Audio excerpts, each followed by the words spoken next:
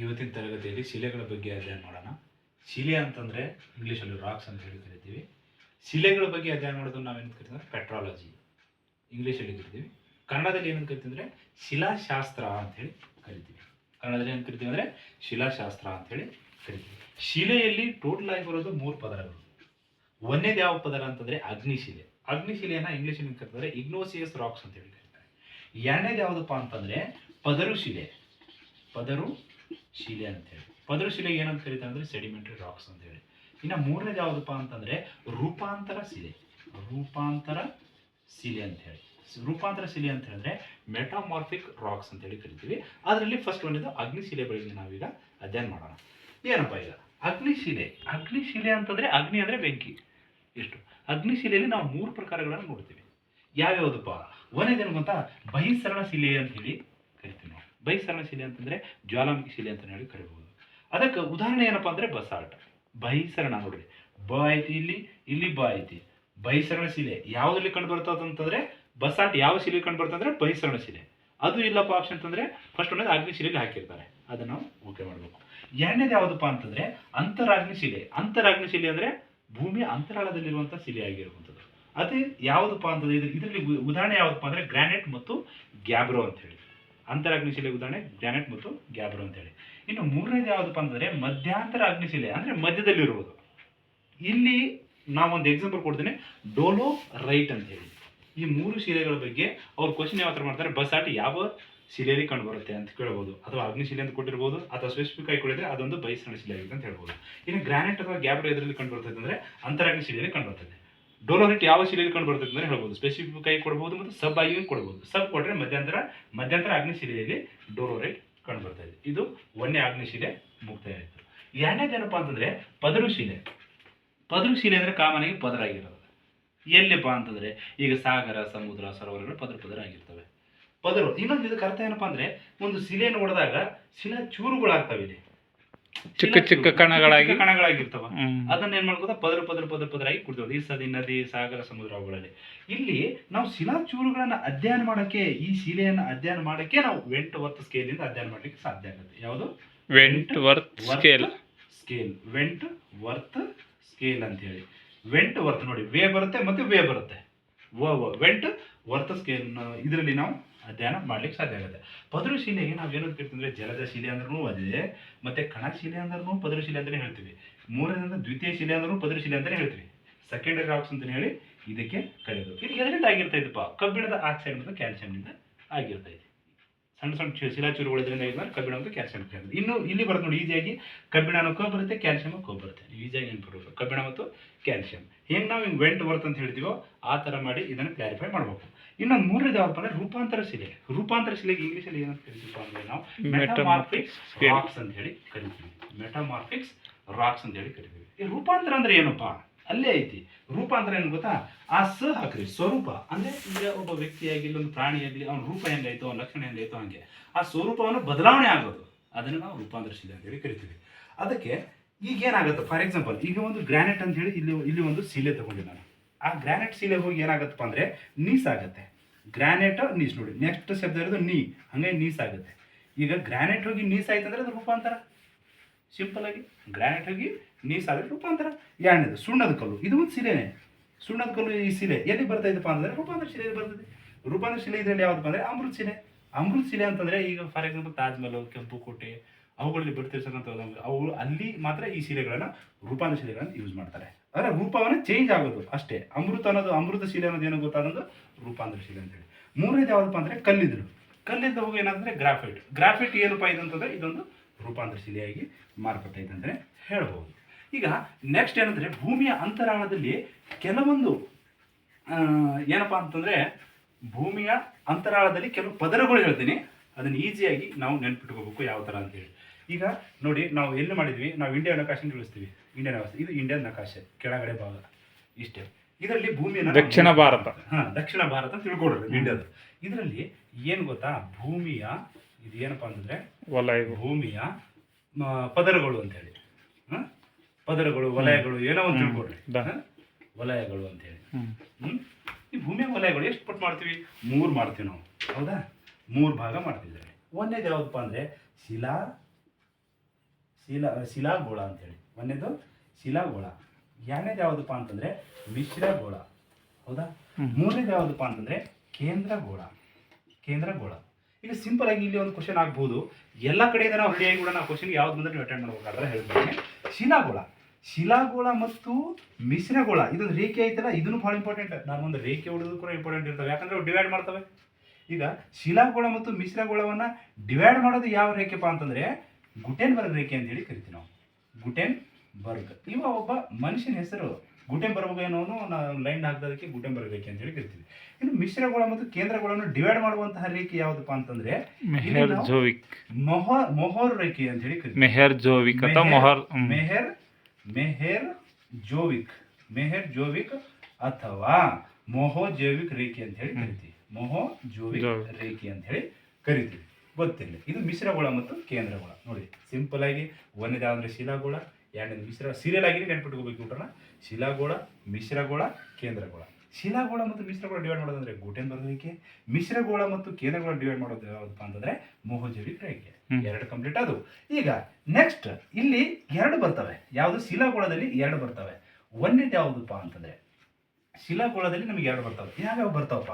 ಒಂದು ಸಿಯಾಲ್ ಅಂತ ಹೇಳಿ, ಒಂದೇದು ಸಿಯಾಲ್ ಅಂತ ಹೇಳಿ, ಎರಡನೇದು ಸೀಮಾ ಅಂತ ಹೇಳಿ. ಸೀಮಾ ಅಂತ ಹೇಳಿ ನಮಗೆ ಇಲ್ಲಿ ಎರಡು ಕಂಡು ಬರ್ತವೆ ಶಿಲಾಗೋಳದಲ್ಲಿ. ಏನು ಸರ್ ಇದು? ಸಿಯಾಲ್ ಅಂದ್ರೆ ಏನು ಸರ್? ಸಿಯಾಲ್ ಅಂದ್ರೆ ಏನಿಲ್ಲ, ಇದನ್ನು ಹೊಡೆದಾಕ್ರಿ. ಸಿಯಾಲ್ ಅಂದ್ರೆ ಏನು ಗೊತ್ತಾ? ಸಿಲಿಕೇಟ್, ಸಿಲಿಕಾನ್ ಅಲ್ಲ. ಸಿಲಿಕೇಟ್ ಮತ್ತು ಅಲ್ಯೂಮಿನಿಯಂ ಕೂಡಿಸಿದ್ರೆ ಯಾಕೋ ಸಿಯಾಲ್ ಅಂತ ಹೇಳಿ ಕರಿತೀವಿ. ಅದೇ ತರ ಇದನ್ನ ಒಂದು ಹೊಡೆದು ಹಾಕ್ರಿ, ಸೀಮಾನ ಹೊಡೆದು ಹಾಕ್ರಿ, ಅರ್ಧ ಮಾಡ್ರಿ. ಇಲ್ಲಿ ಸಿಲಿಕೇಟ್ ಸೇಮ್ ಐತಿ, ಐತಿ, ಮೆಗ್ನೀಷಿಯಂ. ಇದು ಸಿಲಿಕೇಟ್, SI ಇದ್ರ ಮಾನ SI ಪ್ಲಸ್ AL ಅಂದ್ರೆ ಅಲ್ಯೂಮಿನಿಯಂ. ಇಲ್ಲಿ SI ಪ್ಲಸ್ ME ಅಂದ್ರೆ ಇದೇನಾಗುತ್ತೆ? ಮ್ಯಾಗ್ನೀಷಿಯಂ. ಸಿಎಲ್ನಲ್ಲಿ ಎಷ್ಟು ಕಂಡು ಬರ್ತಾವ್ರಿ? ಎರಡು ಲೋಹಗಳು ಯಾವ್ಯಾವ? ಈಗ ಸಿಲಿಕಾನ್ ಮತ್ತು ಅಲ್ಯೂಮಿನಿಯಂ ಎರಡು. ಸೀಮಾ ಬಂದ್ರೆ ಸಿಲಿಕಾನ್ ಮತ್ತು ಮೆಗ್ನೀಷಿಯಂ. ಸಿಲಿಕಾನ್ ಮತ್ತು ಮೆಗ್ನೀಷಿಯಂ. ಸಿಲಿಕಾನ್ ಅಲ್ಲ, ಸಿಲಿಕೇಟ್. ಸಿಲಿಕಾನ್ ಅಲ್ಲ, ಸಿಲಿಕೇಟ್. ಇದು ಇದು ಸಿಲಿಕೇಟ್, ಸಿಲಿಕಾನ್ ಅಲ್ಲ. ಸಿಲಿಕೇಟ್ ಮತ್ತು ಎರಡು ಸಿಲಿಕೇಟ್ ಅಲ್ಲ, ಎರಡು ಸಿಲಿಕೇಟ್. ಇದು ಸಿಲಿಕೇಟ್ ಮತ್ತು ಮ್ಯಾಗ್ನೀಷಿಯಂ. ಈ ಸೀಮಾ ವಲಯ ಮತ್ತೆ ಸಿಯಾಲ್ ವಲಯ ಮತ್ತು ಸೀಮಾ ವಲಯನ ಡಿವೈಡ್ ಮಾಡುವಂತ ರೇಖೆಗೆ ನಾವೇನಂತ ಕರಿತೀವಪ್ಪ ಅಂತಂದ್ರೆ ಒಂದು ರೇಖೆ ಬರುತ್ತೆ. ಇದನ್ನ ನಾವು ಏನಂತ ಕರಿತೀವಪ್ಪ ಅಂತಂದ್ರೆ ಇದಕ್ಕೊಂದು ಡಿವೈಡ್ ಮಾಡುತ್ತೆ. ಅದಕ್ಕೆ ನಾವು ಏನಂತ ಕರಿತೀವಿ ನೋಡ್ರಿ. ಸಿಂಪಲ್ ಆಗಿ ಶಿಲಾಗೋಳದಲ್ಲಿ ಎರಡು ಬರ್ತವೆ. ಒಂದು ಸಿಯಾಲ್, ಒಂದು ಸೀಮಾ ಅಂತ ಹೇಳಿ. ಅಂದ್ರೆ ಸಿಯಾಲ್ ಅನ್ನು ಡಿವೈಡ್ ಮಾಡ್ಕೊಂಡ್ರೆ ಇದು ಸಿಲಿಕಾನ್ ಅಲ್ಲ, ಸಿಲಿಕೇಟ್ ಮತ್ತು ಅಲ್ಯೂಮಿನಿಯಂ ಅದರ ಸಂಕೇತ. ಏನಂದ್ರೆ ಸಿಲಿಕಾನ್ ಮತ್ತು ಮ್ಯಾಗ್ನೀಷಿಯಂ. ಅವೆರಡನ್ನ ಡಿವೈಡ್ ಮಾಡುವಂತ ರೇಖೆ ಯಾವುದಪ್ಪ ಅಂದ್ರೆ ಕಾರ್ನಾಡ್ ರೇಖೆ. ಯಾವ ರೇಖೆ? ಕಾರ್ನಾಡ್ ಅಂತ. ಎರಡನೇದು ಮಿಶ್ರದಲ್ಲಿ ಏನ್ ಸರ್? ಮಿಶ್ರದಲ್ಲಿ ಏನ್ ಗೊತ್ತಾ? ಫೆನಿ ಅಂತ ಹೇಳಿ ಒಂದು ಕಬ್ಬಿಣದ ಅಂಶ ಕಂಡು ಬರ್ತವೆ. ಒಂದು ಫೆರಸ್ ಮತ್ತು ನಿಕ್ಕಲ್ ಅಂತ ಹೇಳಿ. ಇದು ಇಂಪಾರ್ಟೆಂಟ್. ಲಾಸ್ಟ್ ಫಸ್ಟ್ ಓದಿದ್ವಿ, ಲಾಸ್ಟ್ನೇದು ಬರ್ರಿ. ಈಗ ಲಾಸ್ಟ್ನೇದು ಯಾವ್ದಪ್ಪ ಅಂತಂದ್ರೆ ಕೇಂದ್ರಗೋಳದಲ್ಲಿ ನಾವು ಎರಡು ಪದಗಳನ್ನು ಮಾಡ್ತೀವಿ. ಕೇಂದ್ರದಲ್ಲಿ ಎರಡು ಬರ್ತವೆ. ಒಂದೇದು ಯಾವ್ದಪ್ಪ ಅಂದ್ರೆ ಹೊರ ಕೇಂದ್ರಗೋಳ. ಎರಡನೇದು ಒಳ ಕೇಂದ್ರಗೋಳ. ಇವೆರಡನ್ನು ಡಿವೈಡ್ ಮಾಡೋ ರೇಖೆ ಯಾವ್ದಪ್ಪ ಅಂದ್ರೆ ಲೆಹ್ಮಾನ್ ರೇಖೆ. ಯಾವ ರೇಖೆ? ಲೆಹ್ಮಾನ್ ರೇಖೆ. ಇಲ್ಲಿ ನಿಫೆ ಅಂತ ಹೇಳಿ ಕಂಡು ಬರುತ್ತೆ. ಇಲ್ಲಿ ಮಿಶ್ರಗೋಳದಲ್ಲಿ ಫೆನಿ ಅಂತ ಹೊಡ್ತೀವಿ. ಇದನ್ನು ಉಲ್ಟಾ ಮಾಡ್ರಿ ನಿಫೆ ಆಗುತ್ತೆ. ನಿಫೆ ಅಂದ್ರೆ NI ಅದರ ಸಂಕೇತ, ಕಬ್ಬಿಣ ರಾಸಾಯನಿಕ ಸಂಕೇತ NI ಅಂದ್ರೆ ನಿಕ್ಕಲ್ ಅಂತ ಹೇಳಿ. ಫೆ ಅಂದ್ರೆ ಫೆರಸ್ ಅಂತ ಹೇಳಿ. ಇವೆರಡನ್ನು ಕೂಡಿಸಿ ಏನಾಗುತ್ತೆ? ನಿಫೆ ಕಂಡು ಬರುತ್ತೆ. ಇಲ್ಲಿ ಈ ಕ್ವಶನ್ ಹೆಂಗೆ ಕೇಳ್ತಾನಪ್ಪ? ಈಗ ಹೆಂಗಾದ್ರೆ ಕೇಳ್ಬೋದು. ಈಗ ನಾನು ಹೇಳ್ತೀನಿ, ಉಲ್ಟಾ ಮಾಡೋಣ. ಅದನ್ನೇ ಏನಾದ್ರು ಲೆಹ್ಮಾನ್ ರೇಖೆ ಯಾವ್ಯಾವ ಡಿವೈಡ್ ಮಾಡ್ತಾರೆ? ಹೊರ ಕೇಂದ್ರ ಮತ್ತು ಒಳ ಕೇಂದ್ರ ಡಿವೈಡ್ ಮಾಡುತ್ತೆ. ಹೌದಾ? ಎರಡನೇದು ಹಿಂಗೆ ಕೇಳೋಣ. ಈಗ ಕಾರ್ನಾಡ್ ರೇಖೆ ಯಾವ್ದನ್ನು ಡಿವೈಡ್ ಮಾಡುತ್ತೆ? ಸಿಯಾಲ್ ಮತ್ತು ಸೀಮಾ ಡಿವೈಡ್ ಮಾಡುತ್ತೆ. ಹೌದಾ? ಸೀಮಾ ಮತ್ತು ಸಿಯಾಲ್ ಎಲ್ಲಿ ಕಂಡು ಬರ್ತೈತಿ ಅಂದ್ರೆ ಇದು ಶಿಲಾಗೋಳದಲ್ಲಿ ಕಂಡು ಬರ್ತೈತಿ. ಹೌದಾ? ಈಗ ಸಿಯಾಲ್ ಅಂದ್ರೆ ಏನು? ಸಿಲಿಕಾನ್ ಅಲ್ಲ, ಸಿಲಿಕೇಟ್ ಮತ್ತು ಅಲ್ಯೂಮಿನಿಯಂ ಅಂತ ಹೇಳ್ಬೋದು. ಅದೇ ಸೀಮಾ ಅಂದ್ರೆ ಅದು ಸಿಲಿಕೇಟ್ ಮತ್ತು ಮ್ಯಾಗ್ನೀಷಿಯಂ ಅಂತ ಹೇಳ್ಬೋದು. ಇದು ಗುಟೆನ್ಬರ್ಗ್ ರೇಖೆ ಯಾವ್ದನ್ನು ಡಿವೈಡ್ ಮಾಡುತ್ತೆ ಸರ್? ಗುಟೆನ್ಬರ್ಗ್ ಡಿವೈಡ್ ಮಾಡುತ್ತೆ ಶಿಲಾಗೋಳ ಮತ್ತು ಮಿಶ್ರಗೋಳ ಅಂತ ಹೇಳ್ಬೋದು.